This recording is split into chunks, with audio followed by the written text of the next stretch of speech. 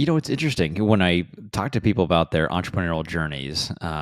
There's a lot of people that they create a business plan, right? And they think they have this great idea of this company that they want or business that they want to start, and they lay it all out, but they don't end up taking that risk and jumping into it. When I think of when I'm also in a family-owned business. My dad and I, we started our company 10 years ago, and when we jumped in, it was kind of like, let's just do this. Like, just kind of take a risk.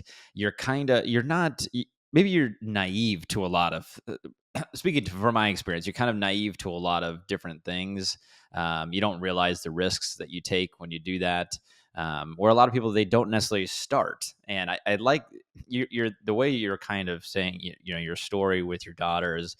You had this idea was serendipitous and like, let's just jump in and do it. Right. And I love that. And look at you now. I think you said she was 5 or 6 when you started. Now she's 10. So what, 4 or 5 years in business, and you're still going strong. I mean, I think that's a testament to what you both have been able to build.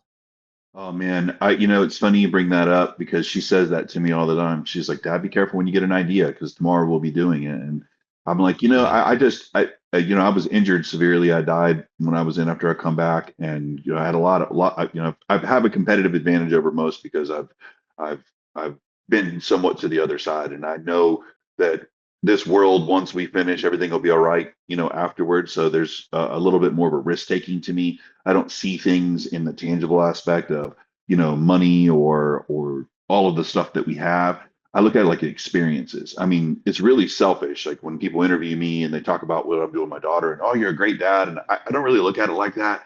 I look at it like I'm a very selfish person. I'm selfish because I want to be able to capture as much time as possible because I've heard too many people say, I missed out on that time or I wasn't there or I didn't get to do that. And I know how valuable life is and how fast it can end. So I never want to be, and I have never have been in that situation where I've missed something of hers or we've done something. So some people may say, well, you guys do all this together. Is she being a kid? And yeah, she's learning a lot of things that, I know that as a father, because my job is to not be her friend. My job is to be her dad. Yeah. And I know that I'm here to teach her things so that if I'm never here, she can function through life. Because the reality of life is you won't be a kid forever and you're going to have responsibilities and you're going to have these things. And so I teach her if you believe in something, which I believe in her, why not take the risk and jump? It was an easy gamble for me.